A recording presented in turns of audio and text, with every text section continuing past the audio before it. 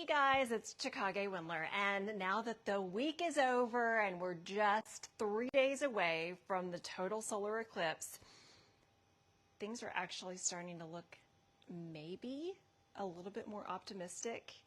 I've been looking at every possible source I can to try and find a way that the eclipse wouldn't be a ruined event here in Central Texas. So many of the computer models have been saying overcast skies, overcast skies, overcast skies. But now those medium range models, which generally have a grid for doing the model equations, if you will, of let's say anywhere between like 9 to 15 miles for the spacing of the computer models. The high-res computer models have spacing of maybe 4 miles, and that lets you get a little bit more detail.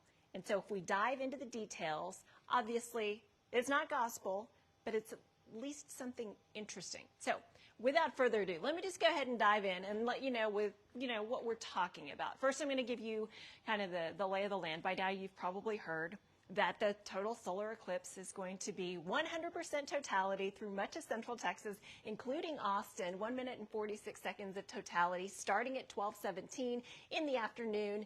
1:37 is going to be the peak of the total solar eclipse, and then 2:58 for the partial eclipse ending.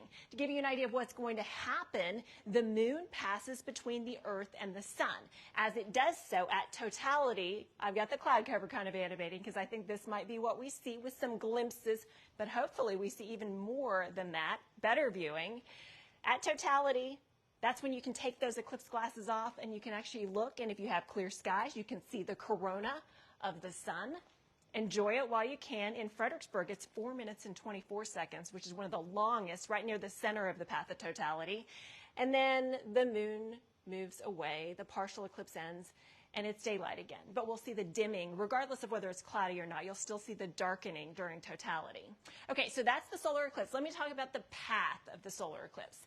So it's going to start in Mexico, and it's going to move from Texas all the way across the United States through Maine, on toward New Brunswick, portions of Prince Edward Island in Canada, and all the way to Newfoundland.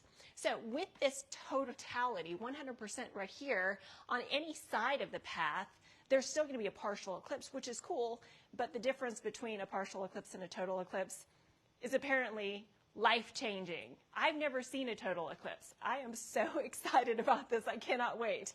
All right, so just to give you an idea of some of the towns, and I'm going to come check and make sure that this is actually going, because it occurred to me I didn't actually check to see. Yay! Okay, I'm not able to read your comments, but I was just making sure that it's actually working. That's good news. Okay, so here we are at the Mexico-Texas border along the Rio Grande. Totality is between this line and that line. So I'm just going to name some of the cities for totality in case you're still making plans to go and try and view it. Uvalde, Hondo, Utopia, Camp Wood, Kerrville, Junction, Carter Valley, Brackettville, northward towards San Antonio. And if you're in San Antonio, you have to be on the northwest side of the city because the east side is not in totality. Likewise, Austin, if you're out near the airport or points to the south and east, you're not in totality. So you're going to want to scoot west. In downtown Austin, that is totality, and anywhere through northwest Austin. Bernie, Johnson City, Llano, Mason, Junction, Brady, San Saba, Adamsville, heading north toward Colleen, Thornton, Waco, Fairfield, Corsicana, Hillsborough, Waxahachie, Stephenville, right on the edge there, Dallas, Fort Worth, Kaufman, on toward Greenville. Tyler, Texas is also within the path of totality up to Texarkana. And then you head towards southeast Oklahoma, on into Arkansas where Hot Springs and Little Rock are in totality.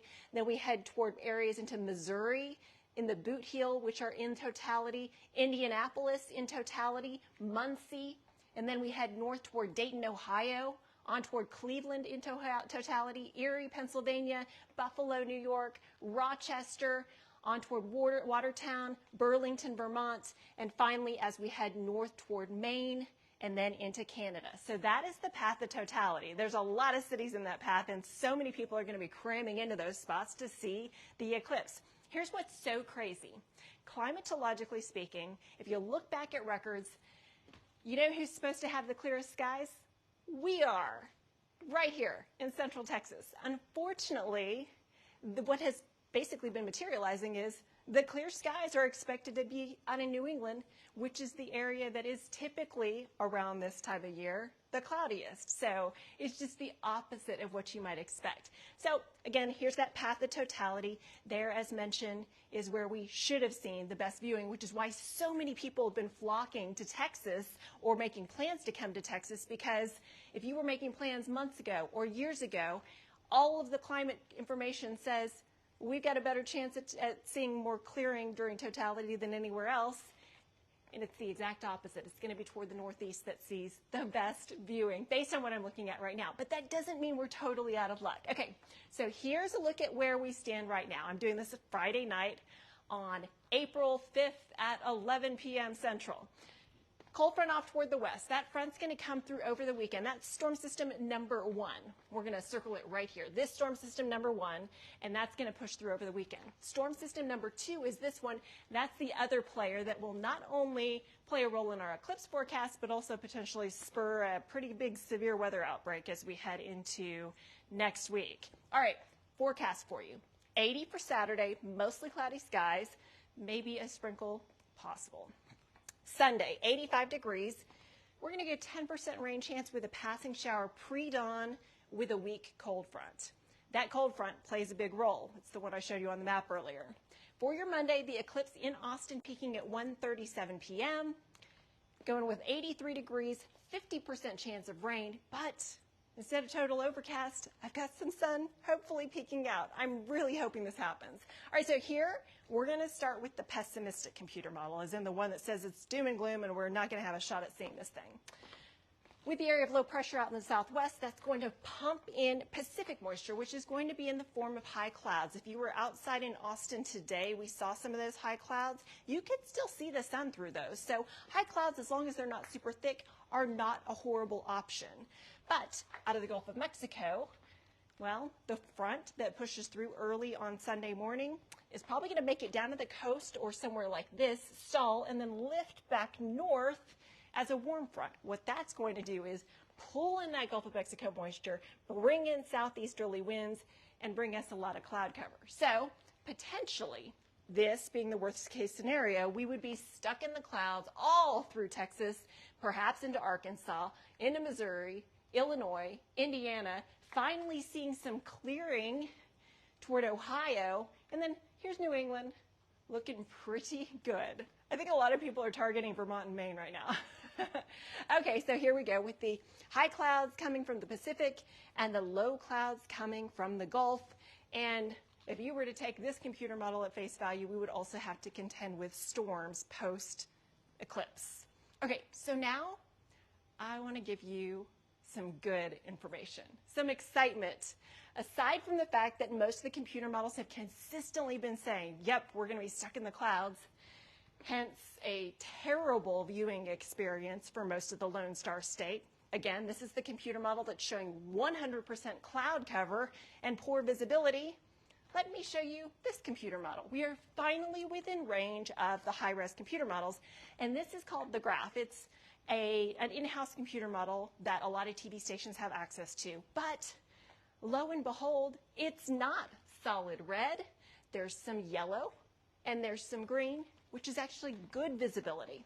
Now, I'm not going to take it to the bank. I'm not going to say this is what's going to happen, but I am going to say I am pleasantly surprised and pleased to see something other than 100% cloud coverage. So this is showing anywhere as low as 19% cloud cover in Dallas, 38% in Waco, 61% in Austin, 76% in Fredericksburg, 95% cloud cover in San Antonio. So there are going to be some pockets that get blocked out, and those out towards southeast Texas, right in here in the partial eclipse, might not see it because of the fact that it'll be just too cloudy, all the low clouds. Let's drill it down a little bit more. I'm going to take you hour by hour. We're going to take a closer look at the clouds and kind of all the pieces that come together. So out the door, Saturday morning, April 6th. We're going to see those low clouds come in. It's going to be a little more humid than it has been lately. Those low clouds might have just enough moisture for a couple of sprinkles. You can see some little green dots here. Temperature Saturday, not quite as cool. We made it to 88 degrees for your Friday. Saturday, about 80 degrees. In the late afternoon and early evening, Austin FC match should be just fine. It'll be dry and probably sunny before sunset. And then the front comes through. That's going to be Sunday morning pre-dawn. Maybe a stray shower or storm. I knocked it down to just a 10% chance. If you're running the Cap 10K, yes, I am too. I can't wait. The front pushes through. Our winds shift to the north and northwest. Lower humidity. It's still going to be pretty warm out there. But as a runner, anytime you can run in low humidity in April, that is a bonus day. So it's looking good. Then, as we head through Monday, remember how I told you the cold front pushes through, but then it lifts back north as a warm front? That warm front is going to shift our winds back out of the south, coming in with the Gulf of Mexico moisture. The yellow lines correspond to the path of totality. And here we are at 2:30 in the morning on Monday, April 8th, the day of the eclipse. And we're going to watch the low clouds come in. So if you wake up Monday morning at 6 a.m. and look outside, you are probably going to be sorely disappointed in Central Texas. You're going to say there's no hope. There's low clouds everywhere. There might even be fog, maybe even some pockets of drizzle. Then look at this. You know how sometimes we have those mornings where it's really foggy and humid and warm and cloudy, and then after about 10, 11 in the morning, we start to see those clouds break up a little bit? This is my hope. And this is what this computer model is showing. And this is the first time that I've actually seen something that looks mildly optimistic. All right, so now we are to 1:30. Remember, in Austin, totality is at 1:37. That's when the peak is. It goes from 1:36 to a little after 1:37. It's not totally clear, but you can see that there are some variations to the shades of gray, to where there are some pockets where there may be some clearing. And what's interesting is northeast Travis. I mean, obviously this is not going to be super exact as far as where, but like if I were looking at this, I'd say, Pflugerville, you look pretty good, right? Up toward areas like Granger, you might have a good view. You know, so just keep in mind there will be some thinning of the cloud cover. There will be some holes in the overcast, some breaks here and there. So we're going to embrace that. Absolutely, and hope that that kind of continues. I also have to let you know that along the path of totality on Monday, including Austin, points north and east, there's a possibility of some severe storms. They should hold off until after the eclipse, but they might be a part of your late afternoon to evening plans, even here in Austin. Then on Tuesday, we yet again are under a severe weather risk. And on Wednesday, that risk is going to head off toward the east. So a lot of visitors, a lot of tourists may have to contend with storms after the eclipse. All right, so let's break it down. High and low clouds, that's my forecast. We're going to see high clouds in place, low clouds in place, and hopefully some of that burns off with some breaks in the afternoon on Monday. I hope. 75 to 80% cloud cover, that's what I'm expecting. But there might be about 10% chance of sunshine in there. We'll take it. Rain, 10% during the eclipse, 50% after the eclipse. Hopefully it all comes together. By the way, if we had perfect viewing conditions, this is what you would see as the moon passed between the sun and the earth and the darkening skies happened and then the eclipse went. That's what ideal conditions would be. We are probably not going to see ideal conditions, but even if it's just high clouds, we're getting filtered sunshine. You can still see some of the eclipse with that. You throw in some mid-level clouds, and you can still see some limited visibility, which I think we're probably going to end up in that mostly cloudy range where there are some breaks and we see some of the eclipse. If the high-res computer model trend keeps going, I'm hoping others will hop on board. I'm really hoping we don't end up cloudy, because if that's the case, then the sky gets dark, but we really don't see much. Here's an example if we see a whole lot of cloud cover. Notice how much less of the eclipse we would be able to see. It would be very difficult and probably pretty disappointing. After the eclipse, I mentioned there could be some rain. We need rain. It's a drought. This computer model giving us maybe about 3/4 of an inch in Austin. This one giving over an inch and actually over 2 inches toward Fayette County and LaGrange, where you're in the partial portion of the eclipse. So I'm going to wrap this up by basically showing you the potential of those storms. Here's the front early Sunday, bringing a quick shower, if at all. And then here is 4 a.m. on Monday as we're watching those low clouds build back in. This particular computer model does bring some rain closer to Austin by about 1 o'clock on Monday, but then brings storms into the evening. Here's 7:30 on Monday. This is eclipse day, and this is why there's that potential severe thunderstorms. There might be enough instability for some nasty storms, hail, high wind, that kind of thing. Then as we head toward Tuesday, there's a possibility we see more storms form. And then Tuesday into early Wednesday, we could see the storms pushing out and bringing more potential rain to our area. And so that, my friends, is where things stand as we are 3 days away from the big event.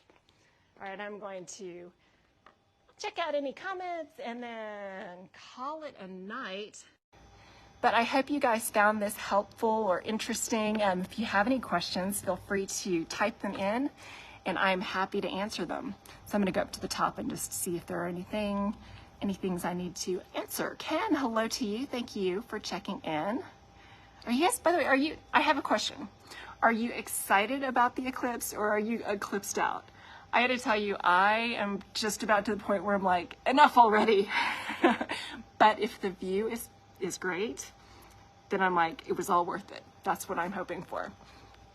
All right.